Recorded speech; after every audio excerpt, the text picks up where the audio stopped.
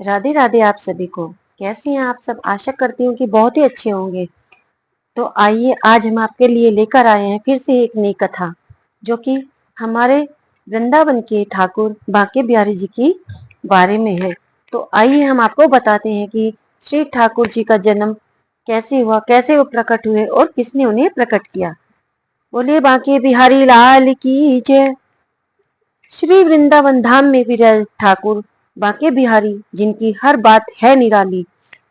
जैसा उनका नाम निराला, वैसा ही रूप स्वरूप भी अत्यंत निराला है। स्वामी हरिदास जी श्री राधा जी की प्रिय ललिता सखी के अवतार माने जाते हैं। वे 25 वर्ष की आयु में संवतः 1560 में वृंदावन में निधिवन में आकर साधना करने लगे। जब श्री हरिदास जी अपने प्यारे श्यामा कुंज बिहारी को लाड लड़ाते, निकुंज में भाव विभोर होकर संगीत की रागनी छेड़ते और अपने इष्ट का गुणगान करते, तो श्री राधा कृष्ण उनकी गोद में आकर बैठ जाते थे। श्री राधा की प्रिय सखी ललिता ने जब स्वामी हरिदास जी के रूप में जगत में अवतार लिया और निधिवन में रहने लगे, तब प्रिया प्रीतम श्री राधा कृष्ण के मन में आया कि हम भी निधिवन में प्रकट होकर रहेंगे।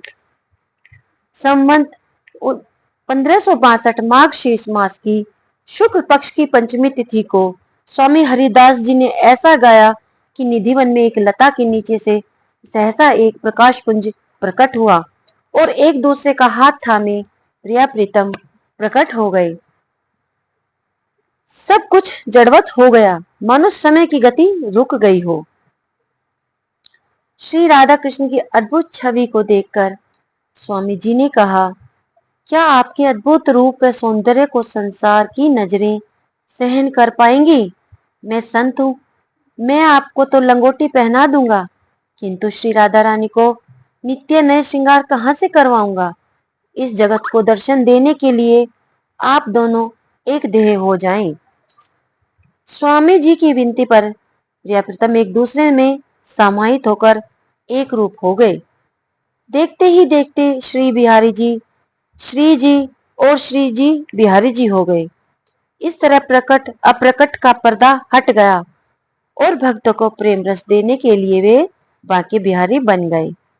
तो बोली श्री बांके बिहारी लाल की जय। ठाकुर बांके बिहारी जी के रूप की विशेषता आइए आपको बताते हैं। बांका का अर्थ होता है टेढ़ा, तिरछा, अनोखा और सुंदर, और बिहारी का अर्थ है प्रिया, प्रियतम की एक ही रूप छवि। श्री बांके बिहारी जी के श्री अंग में विराजती हैं श्री राधा रानी। ठाकुर श्री बांके बिहारी के स्वरूप की विशेषता दर्शाता एक सुंदर पद है।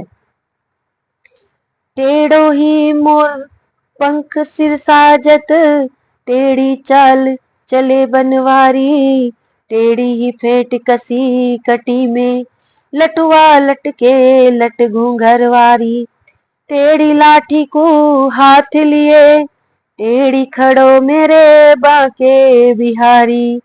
अर्थात बिहारी जी के सिर पर पाग में मोर पंख टेढ़ा एक तरफ झुका हुआ होता है।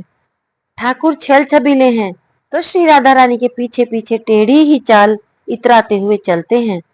कमर में फेंटा भी टेढ़ा बांधते हैं, क्योंकि फेंटे में बांसुरी खोसते हैं, सो फेंटा भी टेढ़ा रहता है। मुख पर काली काली घुंघराली अलके भी टेढ़ी मेढ़ी शोभायमान रहती हैं। बिहारी जी की लाठी भी टेढ़ी मेढ़ी है और वह उसे हाथ में लेकर भी टेढ़े खड़े रहते हैं।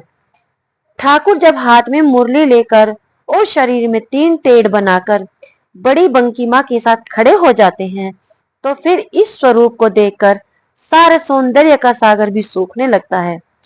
बूढ़े बूढ़े ज्ञानी ध्यानी भी मोहित हो जाते हैं। कामदेव भी अपने आप को पराजित महसूस करता है और यह सोचता हुआ भागता फिरता है कि इनके सामने रहेंगे तो जल जाएंगे, जी नहीं पाएंगे। ऐसा सौंदर्य माधुर्य है ठाकुर बांके बिहारी के स्वरूप में, इसलिए इनका नाम बांके बिहारी हुआ। और तभी तो कहते हैं, मेरे बांके बिहारी लाल, तू इतना न करियो श्रृंगार, नजर तो है लगी जाएगी प्यारे, नजर तो है लगी जाएगी। तेरी सूरतिया पे मन मोरा अटका, प्यारा लगे तेरा पीला पटका। तेरी टेढ़ी मेढ़ी चाल, तेरी टेढ़ी मेढ़ी चाल, तू इतना न करियो श्रृंगार, नजर तो है लग जाएगी प्यारे, नजर तो है लग जाएगी।